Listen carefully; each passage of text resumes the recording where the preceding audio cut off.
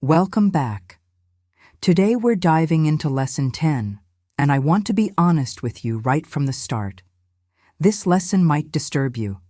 It should disturb you. Because what we're about to explore challenges the very foundation of how you understand your own mind. My thoughts do not mean anything. 5 words that seem to contradict everything you've been taught about the power of thinking, about consciousness, about who you are. And yet, this lesson isn't here to confuse you. It's here to free you. For the past 9 days, you've been learning to see differently.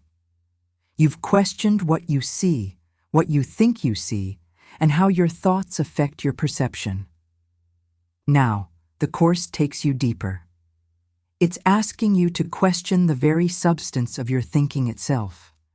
Not to destroy your mind, but to clear away what's been blocking your access to real knowledge. Here's what the lesson tells us. This idea applies to all the thoughts of which you are aware or become aware in the practice periods.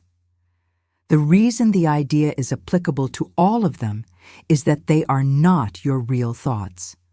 We have made this distinction before, and will do so again. You have no basis for comparison as yet. When you do, you will have no doubt that what you once believed were your thoughts did not mean anything. The practice is straightforward, but don't let that fool you. You'll practice this lesson 5 or 6 times today, each session lasting about a minute.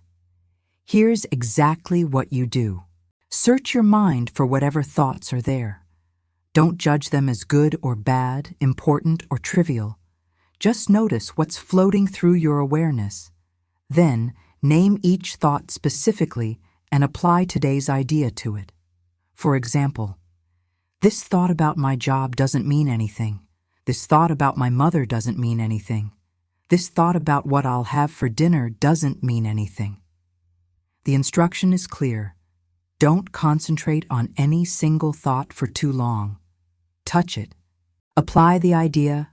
Move on. You're not analyzing. You're not meditating on each thought. You're simply acknowledging it and releasing it with this recognition. If you find yourself running out of thoughts during a practice session, that's fine. Don't strain to manufacture more. But don't end the session early either.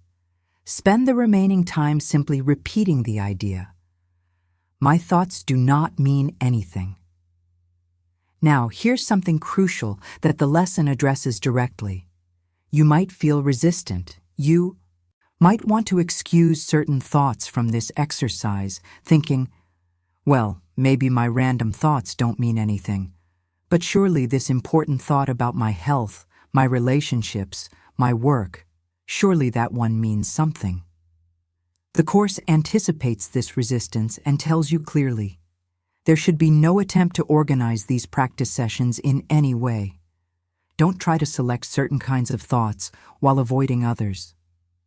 The goal here isn't to control what thoughts arise.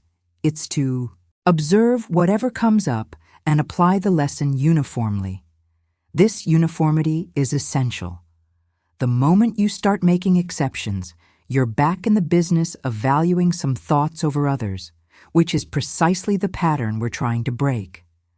Every thought you're aware of gets the same treatment, acknowledgement, and release. So why is the Course telling you that your thoughts don't mean anything? This seems almost nihilistic, doesn't it? It seems to reduce your entire mental life to meaningless noise. But that's not what's happening here. The Course is making a precise distinction that you need to understand. It's not saying that thoughts themselves are meaningless. It's saying that the thoughts you currently identify as yours, these surface-level mental movements you're constantly experiencing, are not your real thoughts at all. Think about it this way. Right now, your mind is constantly churning out thoughts. Most of them you didn't consciously choose to think. They just appear.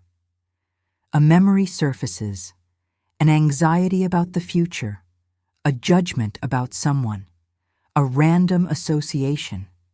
These thoughts seem to just happen to you, don't they? The Course is pointing to something radical. These automatic thoughts, these products of your conditioned mind, are not your real thoughts because they don't originate from your true self. They're the static of the ego, the noise of a confused mind trying to make sense of a world it fundamentally misunderstands. Your real thoughts, and the Course insists you have them, are the thoughts you think with God. These are thoughts of wholeness, of love, of perfect knowledge. But you can't access these real thoughts while you're still invested in the ego's thought system, while you're still convinced that these surface reactions and judgments are genuinely yours. This lesson is preparing you for a complete mental reversal. Before you can think truly, you have to recognize that what you've been calling thinking is actually just reacting. You've been mistaking the echo for the voice, the reflection for the reality. The ego's thoughts are attempts to make sense of a separated world. They're strategies for survival in a dream. And here's the key. They're not wrong because they're bad thoughts or sinful thoughts. They're meaningless because they're based on a false premise, the premise that you're a separate individual in a threatening world, disconnected from your source. Once you really understand this, the lesson becomes liberating rather than disturbing.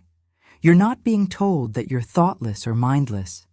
You're being told that beneath this noisy surface of reactive thinking, there's a deeper mind, a true mind, waiting to be discovered.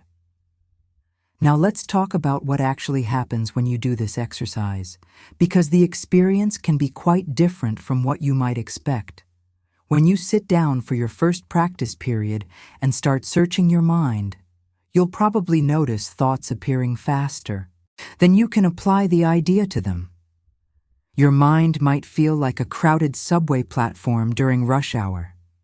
Thoughts about what you need to do today, memories from yesterday, worries about tomorrow, judgments about yourself, reactions to other people, all jostling for attention. Don't panic.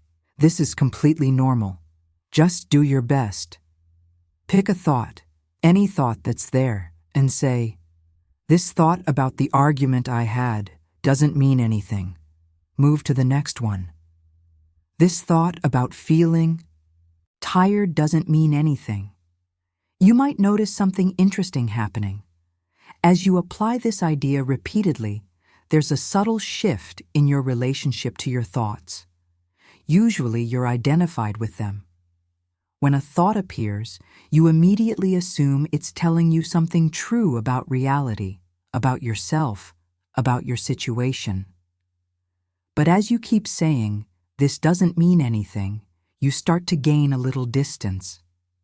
It's like watching clouds pass across the sky.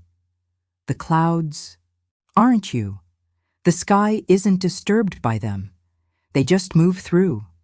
This practice is teaching you to watch your thoughts move through without grabbing onto them, without believing they're defining your reality in that moment.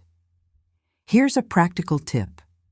If you find yourself getting caught in a thought, if you notice you've been thinking about your finances for 30 seconds instead of moving on, gently bring yourself back. No self-criticism needed. Just notice, "Oh, I got hooked by that one." Apply the idea again and continue. Some thoughts will be easier to release than others. Trivial thoughts like, "I wonder what the weather will be," might easily be dismissed. But what about the thought, "I'm worried about my health," or "I'm angry at what they said to me"? These feel loaded with meaning. These feel important. This is exactly where the practice becomes powerful. When you can look at even your most cherished worries, your deepest fears, your strongest opinions, and say, "This thought doesn't mean anything," you're beginning to loosen the ego's grip on your mind.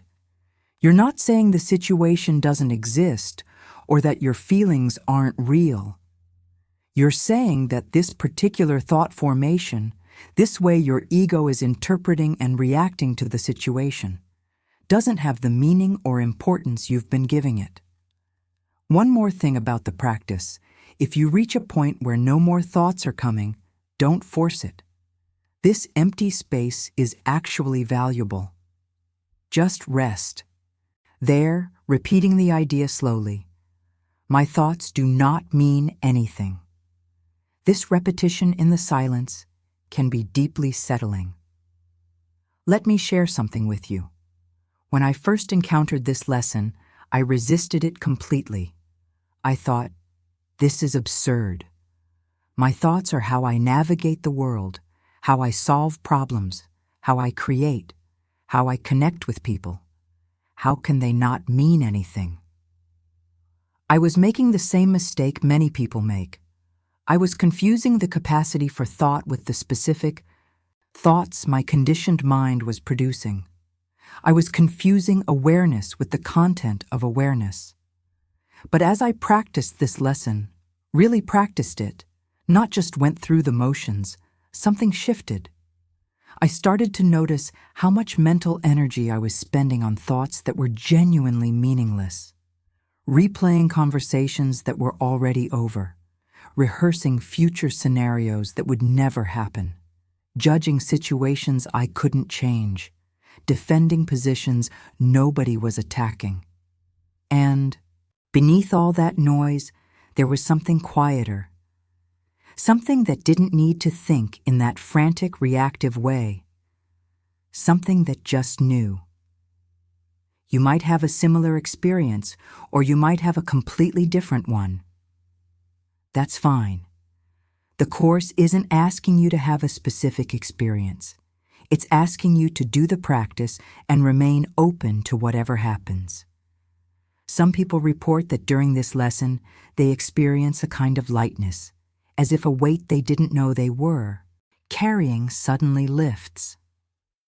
Others feel disoriented, like they're losing their grip on something they thought was solid. Both responses are valid. What's important is that you're beginning to question the authority you've given to your automatic thinking. You're starting to recognize that just because a thought appears in your mind doesn't mean it's true, important, or worthy of your attention. This is preparation for what comes later in the Course, the development of true perception, the ability to see through the eyes of forgiveness rather than judgment. But you can't get there while you're still convinced that every thought your ego generates is profound and meaningful. So here's where we are. Lesson 10 asks you to do something that might feel uncomfortable, even threatening. It asks you to look at the thoughts you've been taking so seriously and acknowledge that they don't mean what you think they mean. This isn't an attack on thinking itself. It's not anti-intellectual or promoting mindlessness.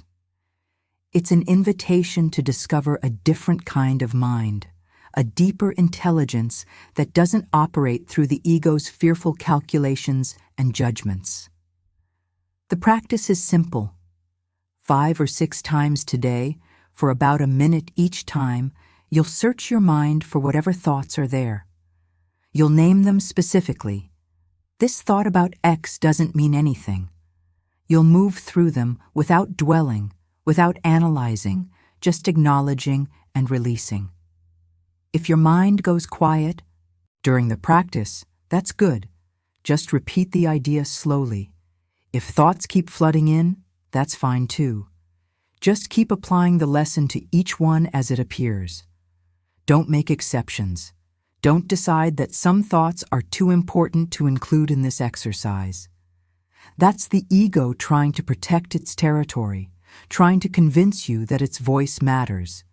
Every thought you're aware of gets the same treatment today. And notice what happens.